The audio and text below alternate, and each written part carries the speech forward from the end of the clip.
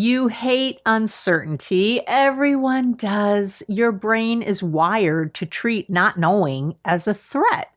The moment life feels unpredictable, whether it's waiting for test results, a partner's mood shift, or your kid not texting back, your brain starts scanning for danger and inventing worst case scenarios. But here's what you need to know: uncertainty isn't a glitch in the system, it is the system.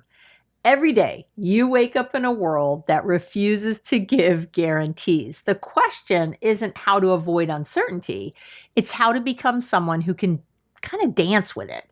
So, today, you'll learn the science behind uncertainty, how control actually increases anxiety, and the practical tools you can use to rewire your brain for calm and confidence. So, stay tuned.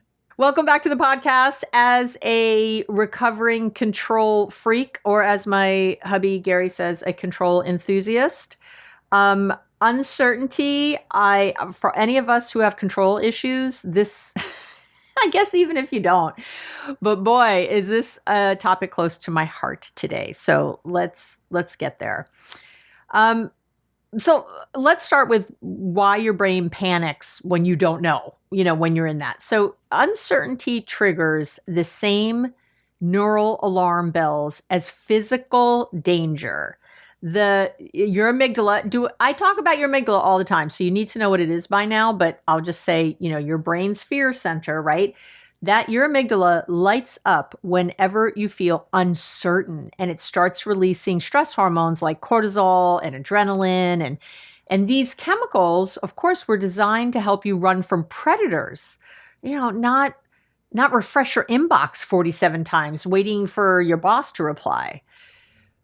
There's research from University College London that I quote a lot, which found that people experience more stress when they face uncertain outcomes than when they face negative ones.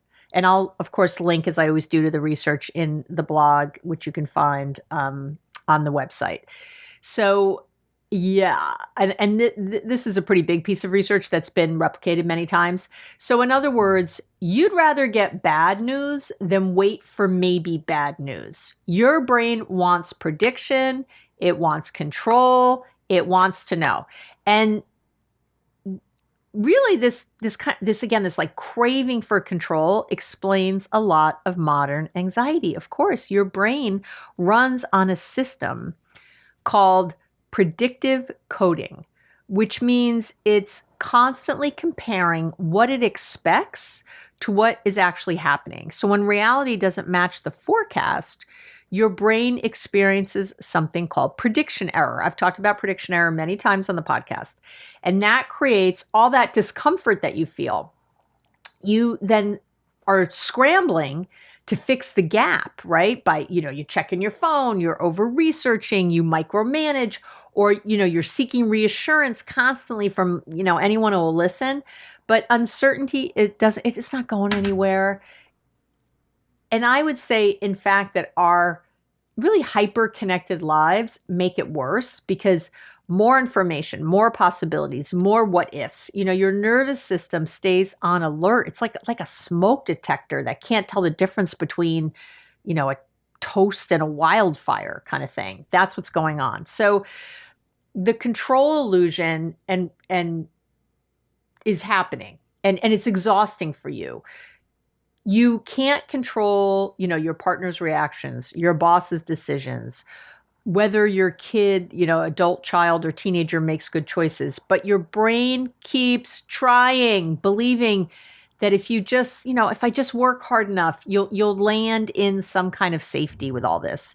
And this is what we psychologists call the illusion of control, or the belief that you have more influence over external events than you really do. And this illusion, it really feels comforting in the short term, but it backfires fast because when you can't make life cooperate, you turn the frustration inward, blaming yourself for not, manifesting better or not trying harder or whatever you do.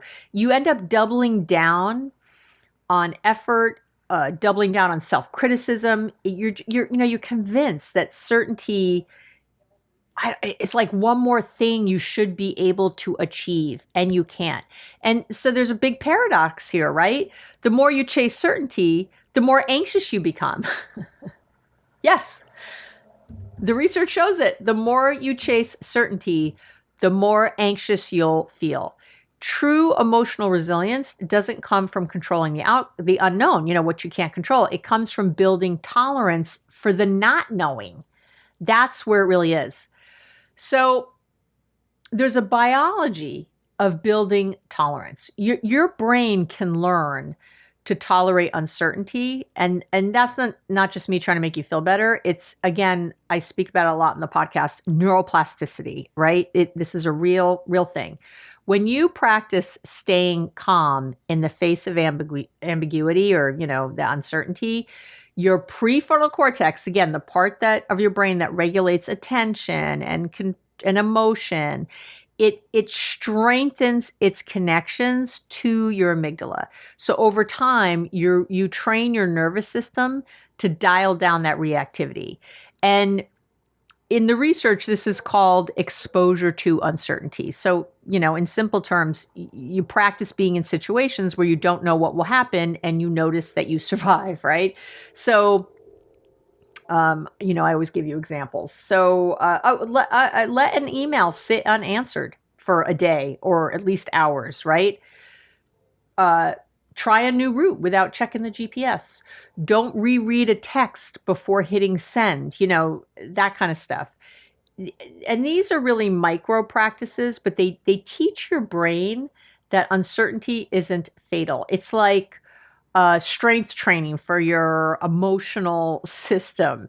So you're not trying to eliminate anxiety. You're trying to expand your capacity to stay calm and centered when anxiety comes up. So every time you pause instead of reacting, you're rewiring your brain for calm. And I talked about this a little in last week's episode too. If you haven't listened to that yet, I think these two are really complementary. I write them far apart. It's funny, but then when I'm trying to put things into a season, I try to make things make sense together. So you maybe have some repetition and really integrate things. So, but I'll tell you that there's this all the episodes are, that I write are because people have written in or my clients are talking about it or we're talking about it in my One Love Collective on Substack or something. Like there's always, I very rarely have Googled, what are people Googling or asked AI, what are people doing? I feel like I don't need to do that, I guess, because I know what you're asking for because I talk to you all the time. So you write into me, I have the online community, I have my clients. I'm very in it. I'm still in it, So everything that I write usually comes from something that people have asked about, and uncertainty certainly comes up. But I read a book recently that it came out in like 2012 and I finally got around to reading it. I've been hearing about it for a long time.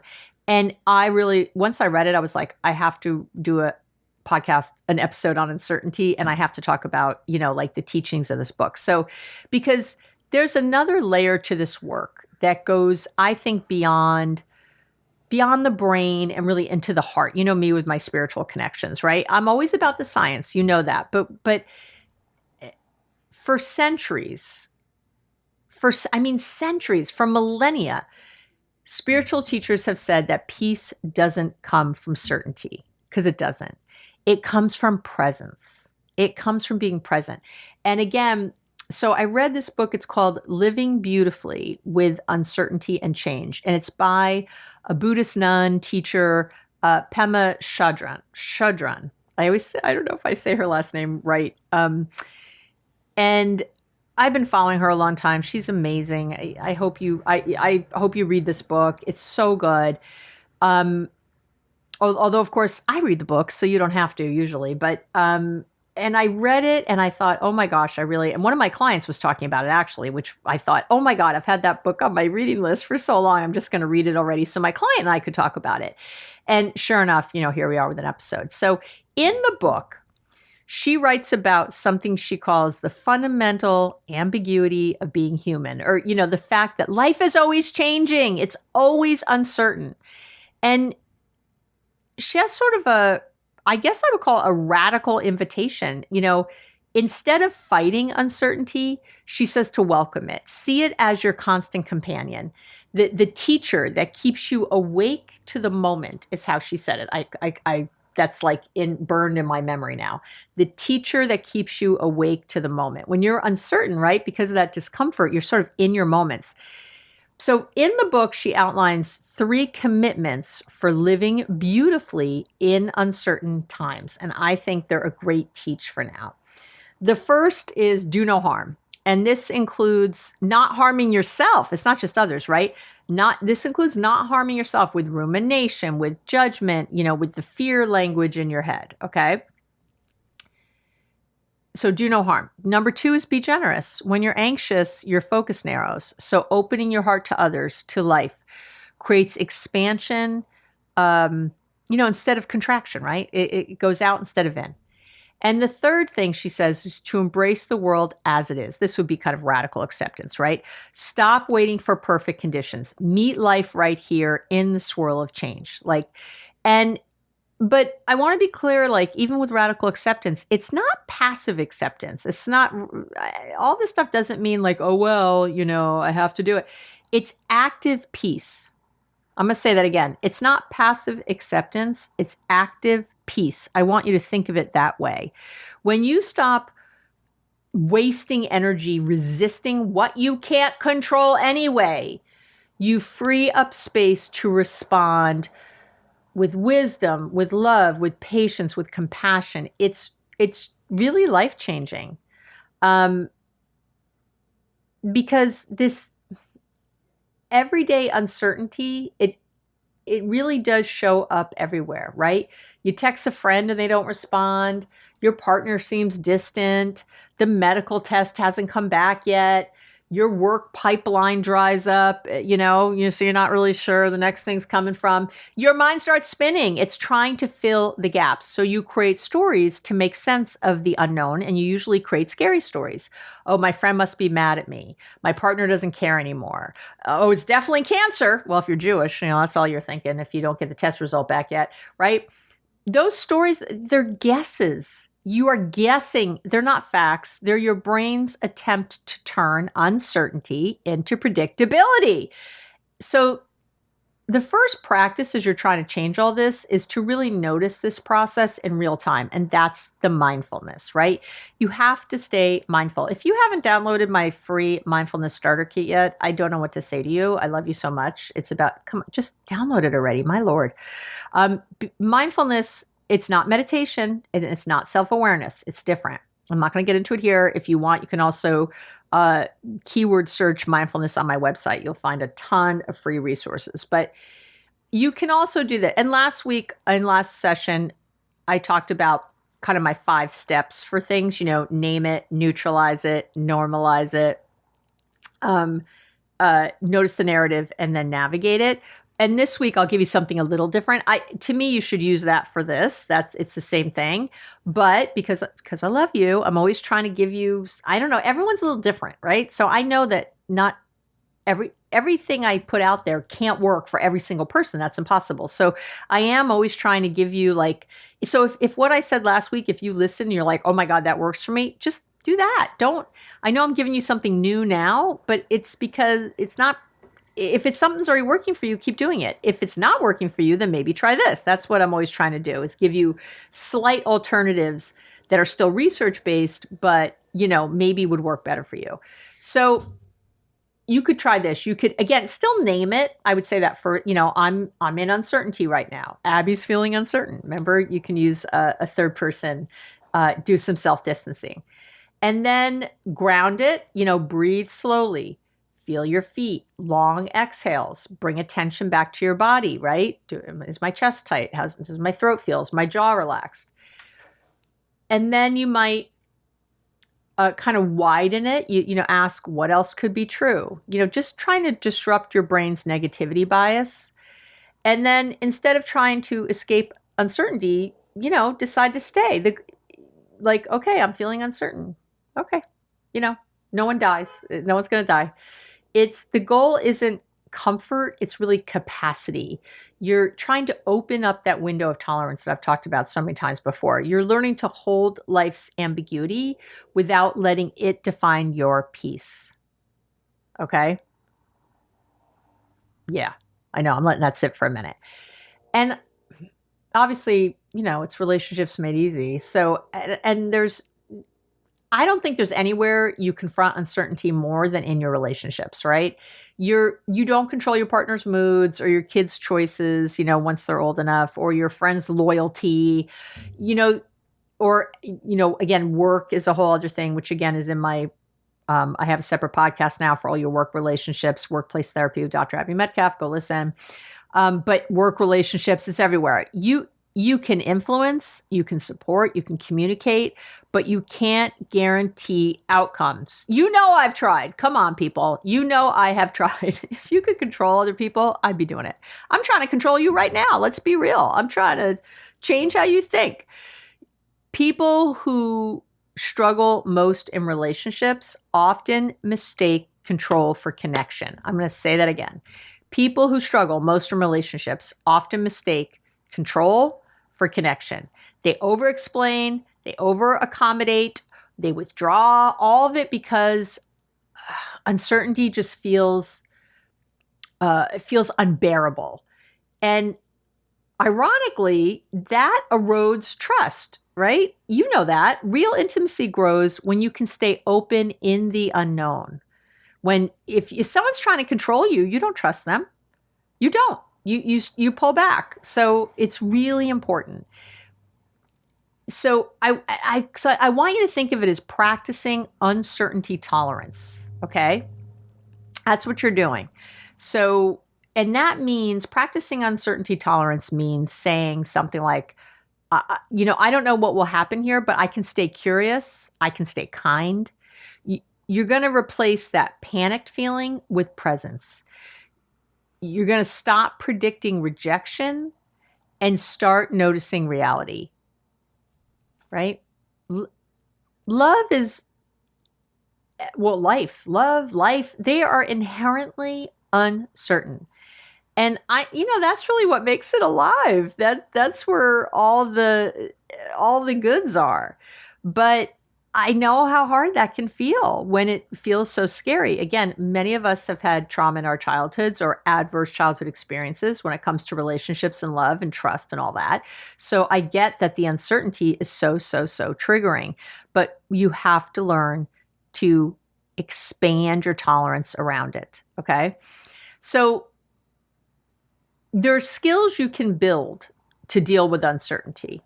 Dealing with uncertainty, it's not about being fearless at all. I'll tell you that right now. It's about being kind of what Pema would say, being friendlier with fear. It's learning to tell your nervous system, like, hey, we can handle this. We got this. We're okay. You're not a kid anymore.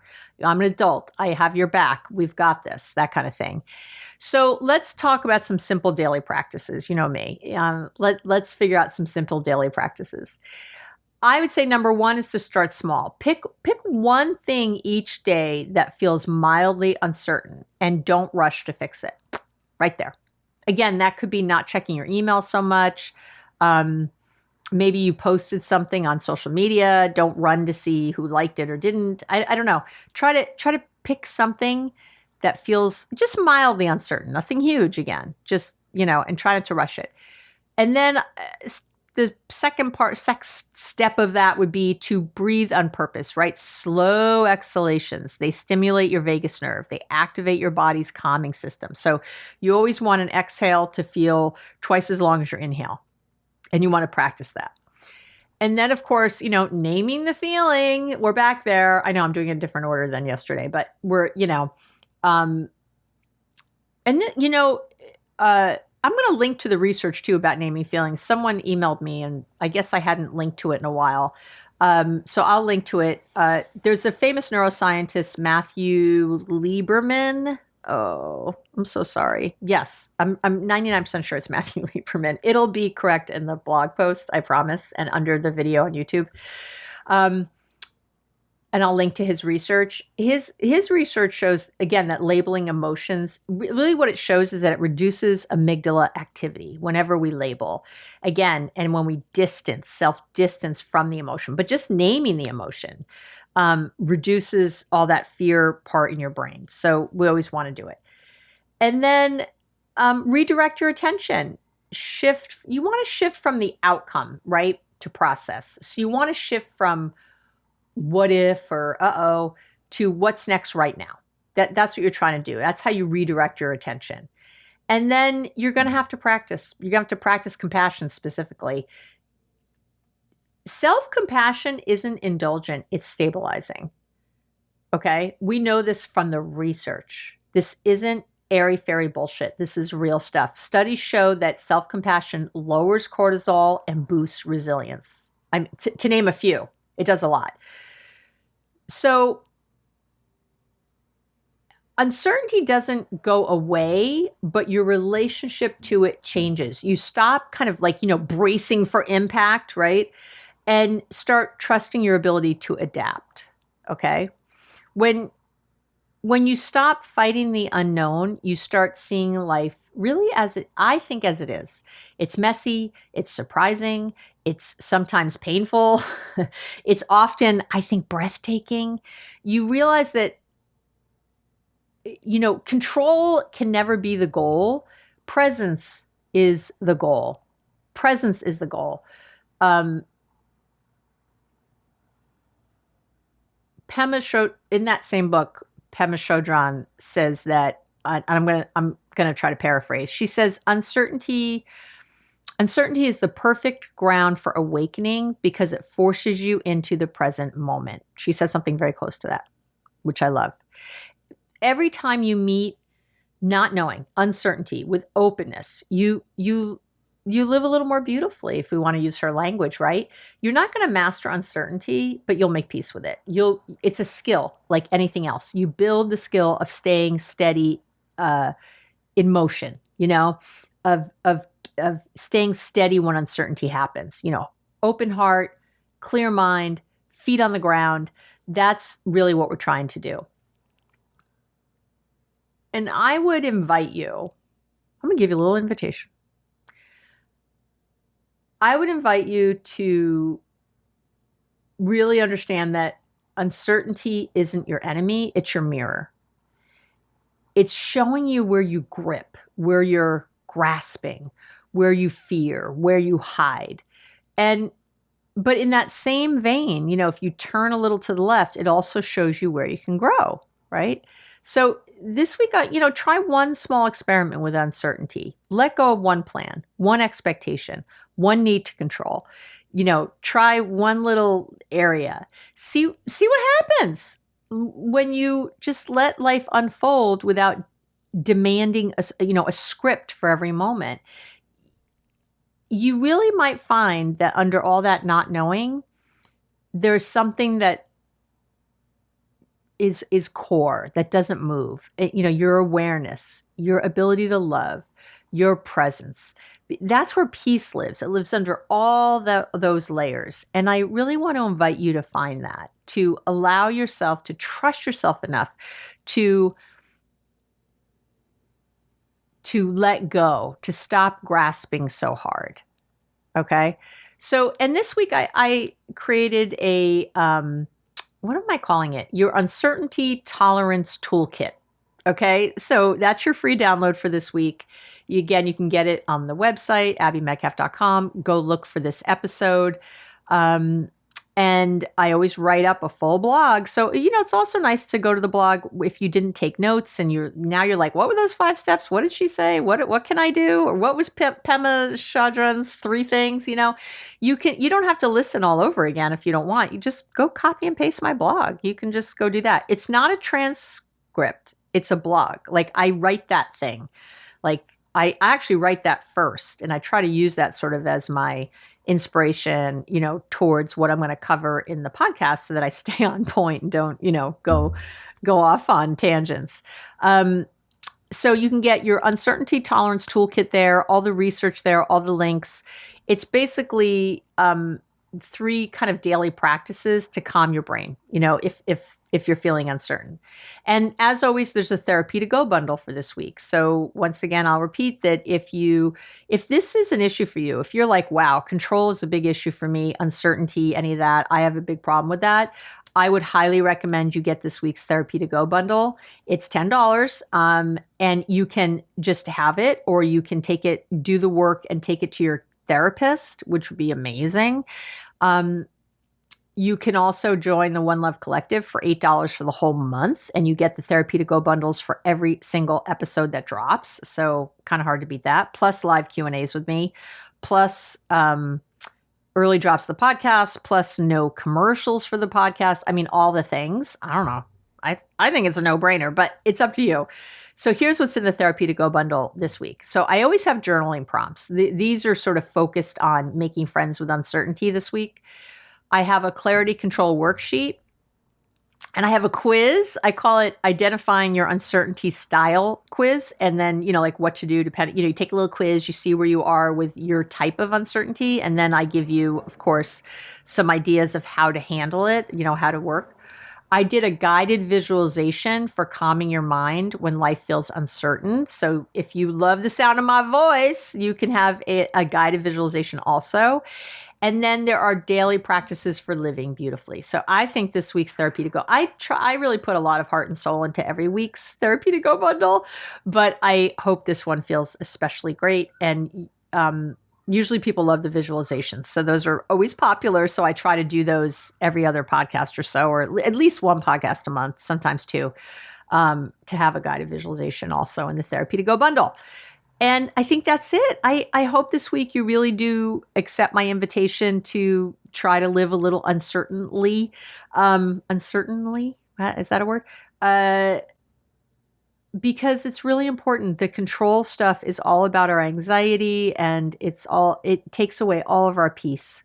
So, and I want you to have peace above all else. So give it a try this week. And thank you for being here with me. I love our time together, and I'll talk to you real soon.